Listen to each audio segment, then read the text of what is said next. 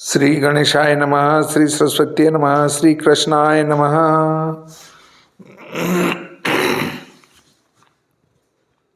देखिए, ग्रुप में आपके द्वारा सलाह दी गई कि जो सेटिंग पूर्व में चल रहा था, पूर्व की कक्षाओं में जो चला, उसी को आप आगे बढ़ाएं।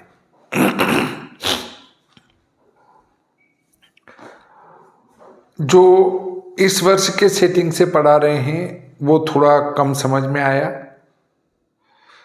तो आज हम हमारे पुराने रूप में ही इसको पढ़ा रहे हैं। अगर आपको अच्छा लगे तो चुनाव करके बताएं कि ये ज़्यादा ठीक है, वो ज़्यादा ठीक है। आप कमेंट बॉक्स में कमेंट्स कीजिए।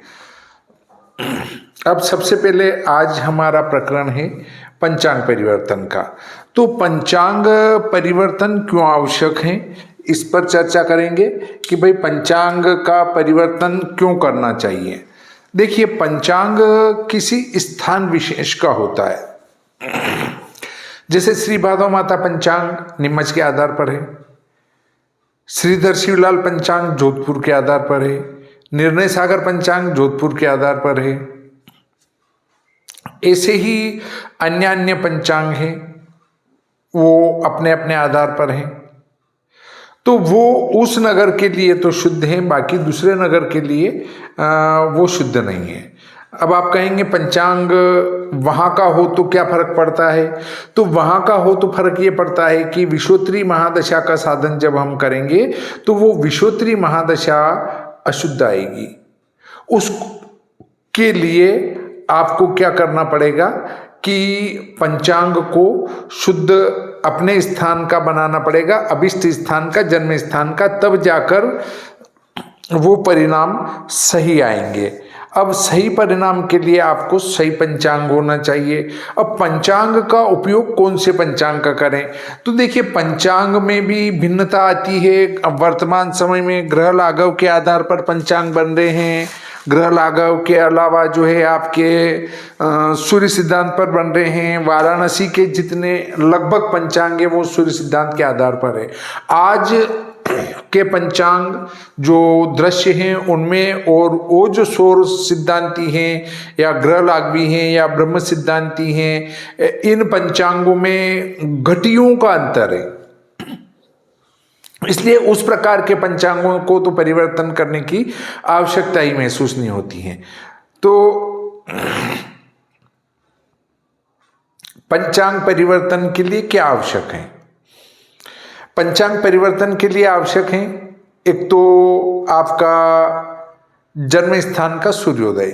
अगर आपके पास जन्म स्थान का सूर्योदय है तो आप पंचांग परिवर्तन आसानी से कर सकते हैं। देखिए, पंचांग परिवर्तन में प्रथम ये आवश्यक होगा कि पंचांग का जो सूर्योदय है वो भी स्टैंडर्ड हो और आपके जो जन्म स्थान का सूर्योदय बनाया है वो भी स्टैंडर्ड हो। दोनों स्टैंडर्ड टाइम में होंगे, उससे किया गया पंचांग परिवर्तन शुद्ध आएगा।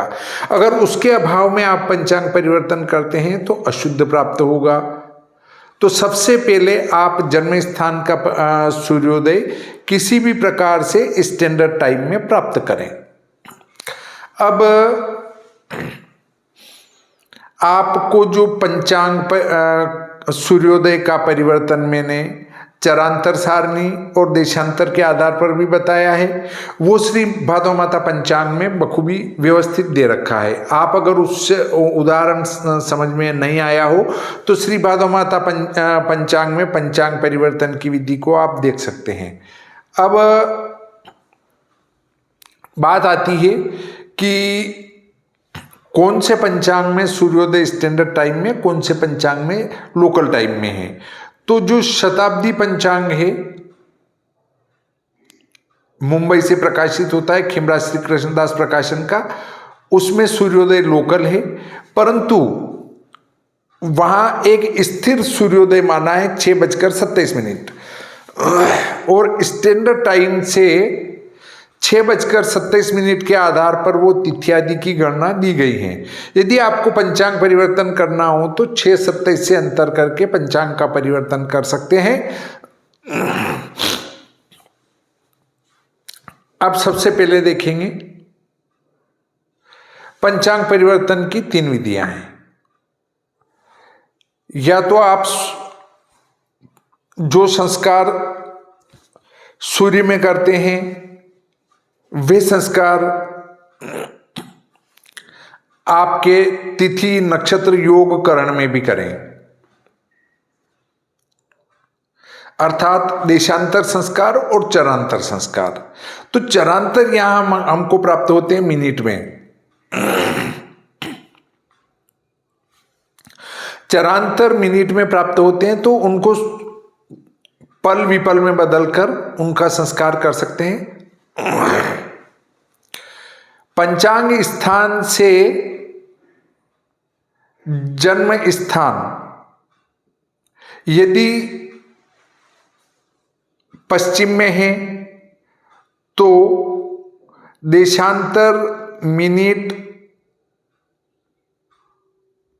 के पल बनाकर, देशांतर मिनट के पल बनाकर पश्चिम में तो घटा देंगे और पूर्व में जोड़ देंगे। पश्चिम का क्या निशान है? जैसे निम्मच के आधार पर बना हुआ श्री भादौ माता पंचांग है, वो 74-51 पर बना है रेखांश। तो 74-51 से जो रेखांश कम है वो पश्चिम के होंगे, और 74-51 से अधिक रेखांश हैं वे पूर्व के होंगे। तब आप ये देख सकेंगे कि ये देशांतर पश्चिम का है या पूर्व का है। पश्चिम का हो तो उसके पल बनाकर पंचांग में दिए तिथि नक्षत्र योग करण में से घटा देंगे, पूर्व में हो तो जोड़ देंगे। इसके बाद अगले बिंदु पर चलते हैं। अगले बिंदु पर चलते हैं तो चरांतर मिनट लेंगे। पहले सूर्य क्रांति लेंगे, सूर्य क्रांति से चरांतर मिनट लेंगे।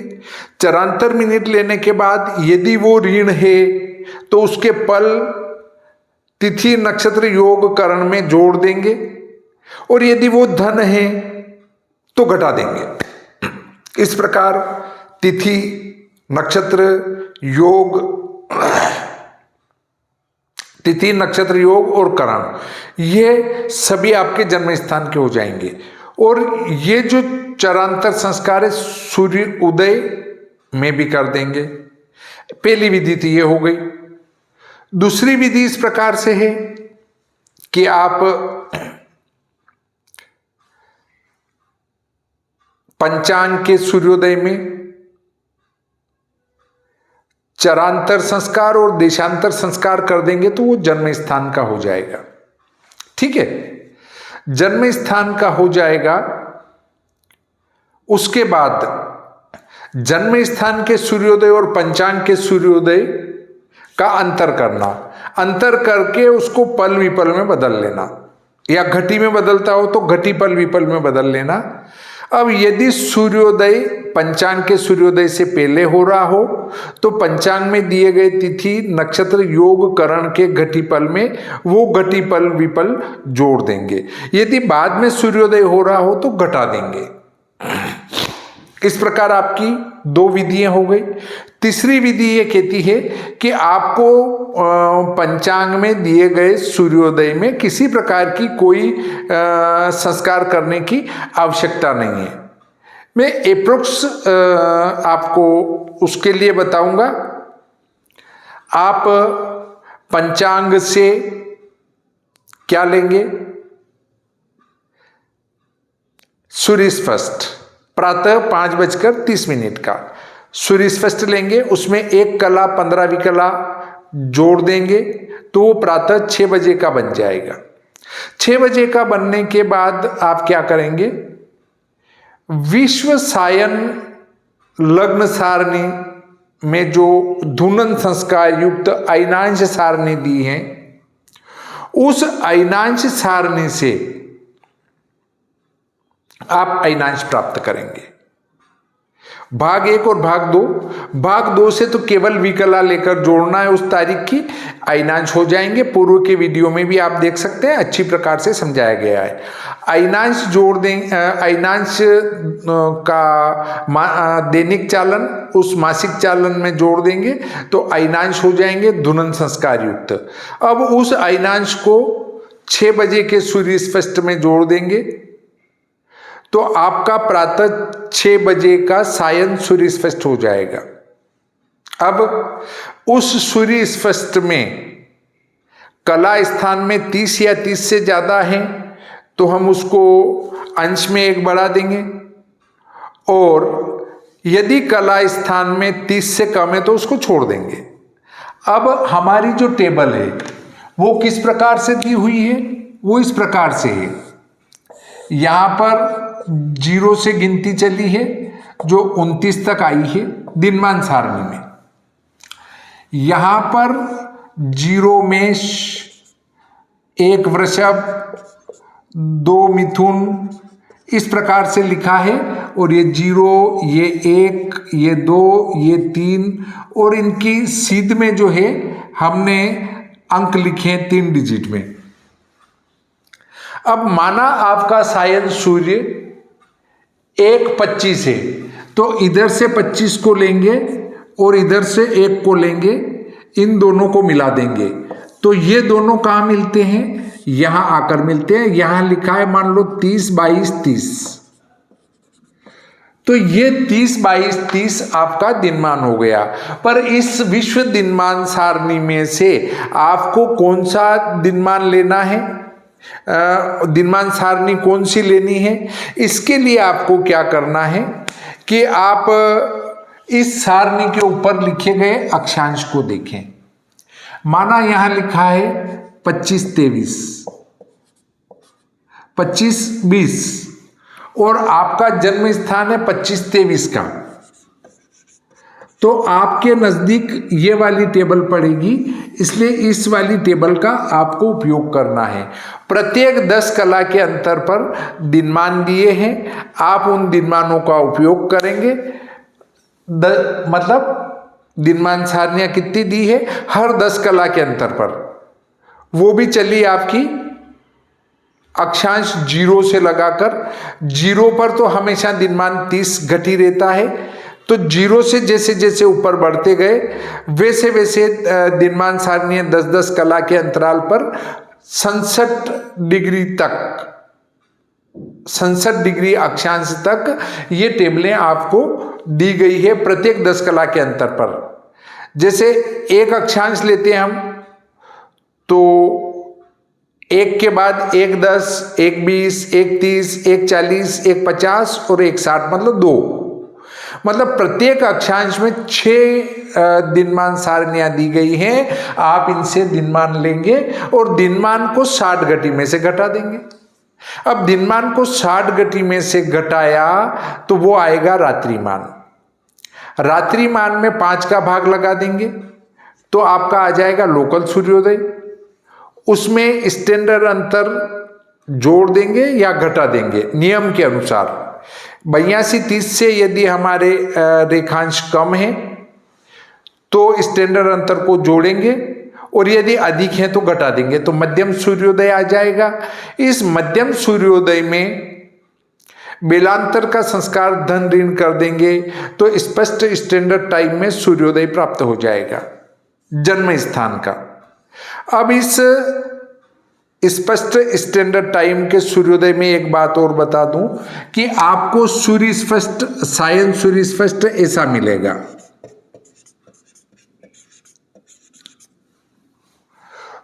तो आपने इन 2 मानों का उपयोग किया इस टेबल में और इन दोनों को छोड़ दिया। आप चाहते हैं कि नहीं मैं तो इनका भी उपयोग करूं, तो आप इनका उपयोग करके शुद्ध दिनमान भी निकाल सकते हैं अनुपात से, अर्थात 26 अंश और 25 अंश के दिनमान का अंतर करके और अनुपात के द्वारा आप इससे भी और शुद्ध दिनमान निकाल सकते हैं। अनुपात करना पूर्व के वीडियो में मैं बता चुका हूं, वहां से आप देख सकते हैं। और ये इन सारणियों का उपयोग भी पूर्व में मैं बता चुका हूं। कुछ वीडियो सार्वजनिक है, कुछ वीडियो आपके लिए ही हैं जो कक्षा में जुड़े हुए हैं उनके लिए। तो आप जो कक्षा में जुड़े हैं उनको तो किसी प्रकार की कोई दिक्कत नहीं है। अब स्थिति आती है आपकी पंचांग परिवर्तन वाली, तो सूर्योदय तो आप ले आए, चाहे उस विधि से लाए चरांतर वाली विधि से, या चाहे इस दिनमान सारणी वाली विधि से। देखिए, चरांतर सारणी वाली विधि में तो बहुत दिक्कत वाली बातें हैं, क्योंकि कभी चरांतर को धन करना है, कभी ऋण करना है, कभी सूर्य क्रांति लेना है। अब चरांतर लाने के लिए आपको सूर्य क्रांति लेनी पड़ेगी, तब चरांतर ले पाएंगे। और यहाँ तो आपको एक ही विधि रखना है कि सूर्य को सायन बनाया और इधर से राशि लेंगे, इधर से अंश लेंगे, दोनों को मिलाया, दिनमान आ गया, दिनमान को 60 में से घटाया, रात्रिमान आ गया, रात्रिमान में 5 का भाग लगाया, 5 का भाग लगाने से लोकल सूर्योदय हुआ। इसमें स्टैंडर्ड अंतर का संस्कार किया, बेलांतर का संस्कार किया। वो एक ही विधि हर बार चलेगी और स्पष्ट स्टैंडर्ड टाइम में आपके स्थान का सूर्योदय प्राप्त हो गया। इसमें कोई बड़ी भारी गणित नहीं है, बिल्कुल सीधे चलो और शार्ट में गणित करो। अब कुछ प्रश्न मुझे प्राप्त हुए थे, उसके संबंध में भी चर्चा कर लेते हैं कि ये बेलांतर सारणी श्री भादव माता पंचांग में दी है उसमें, और अभी जो आपने लेटेस्ट भेजी है उसमें अंतर क्यों आ रहा है, जबकि दोनों एक होना चाहिए। देखिए, यदि हम सूर्य सिद्धांत को छोड़ दें और प्राचीन सिद्धांत ग्रंथों को छोड़ दें, तो नवीन जो ग्रंथ हैं हमारे गणित के, उनके अनुसार सूर्य की परम क्रांति का क्षरण हो रहा है, घटती जा रही है। और जब सूर्य की परम क्रांति घटेगी तो उस परम क्रांति से जो हम क्रांति का साधन करेंगे वो भी कम या ज्यादा आएगी। इससे श्री भादव माता पंचांग में जो सूर्य क्रांति सारणी दी है वो संवत 2057 में बनाई थी, वो ही दे रखी है। क्योंकि सूर्य क्रांति सारणी में कुछ कलाओं का अंतर आता है, इससे मैंने उसको बदला नहीं है। इससे अच्छा है कि आप अभी की लेटेस्ट सारणी जो आपको मैंने भेजी है उससे सूर्य क्रांति लेंगे, वो सूक्ष्म शुद्ध आएगी। अब एक प्रश्न और प्राप्त हुआ था कि ये चर सारणी काय में दी होती है। देखिए, कहीं कहीं ये चरांतर पल भी दिए होते हैं, किसी पंचांग में हो सकते हैं, बाकी ज्यादातर पंचांगों में चरांतर सारणी मिनट सेकेंड में होती है। केवल श्री भादव माता पंचांगी एक अकेला ऐसा पंचांग है जिसमें चरांतर सारणी मिनट सेकेंड में है। बाकी जितने भी पंचांग है उसमें ये सारणी मिनट तक ही दे रखी है। अब एक बात और उठती है कि सूर्य क्रांति क्या उसी पंचांग की लेनी पड़ेगी? तो आप सूर्य क्रांति आपके जन्म तारीख की किसी भी पंचांग से ले सकते हैं, वो चलेगी। परंतु चरांतर सारणी आपको उसी पंचांग की उपयोग करना है जिस पंचांग का परिवर्तन आप करने वाले हैं। चरांतर सारणी को नहीं बदलेंगे। अब आपके मस्तिष्क में चक्कर आ गया कि मेरे पास तो वो पंचांग है, उसकी चरांतर सारणी देखूं, फिर इस पंचांग है इसकी चरांतर सारणी देखूं, तो आपको सारे चक्करों से मुक्ति दिलाने वाली क्या है? विश्व दिनमान सारणी और विश्व सायन लग्न सारणी। बस इनका एक बार उपयोग सीख लो, उसके बाद कोई विधि में बदलाव नहीं आएगा। तो इस प्रकार अगले वीडियो में हम उदाहरण पर चर्चा करेंगे कि ये जो अभी मैंने बोला है, मैं उनमें से सिर्फ एक तरफा चलूंगा, एक उदाहरण लेकर। एक उदाहरण का अर्थ है कि विश्व दिनमान सारणी से हम सूर्योदय निकालेंगे और फिर पंचांग परिवर्तन करेंगे। तो पंचांग परिवर्तन के अगले वीडियो में मैं आपको पंचांग परिवर्तन करना एक विधि से बताऊंगा और ऐसे 3 उदाहरण दूंगा, 3 रजिस्टर। आपको तीनों रजिस्टर की फोटोकॉपी जो है ग्रुप में उपलब्ध हो जाएगी। इस प्रकार आज का ये प्रकरण यहीं समाप्त करते हैं। श्री सरस्वती नमः, श्री कृष्णाय नमः।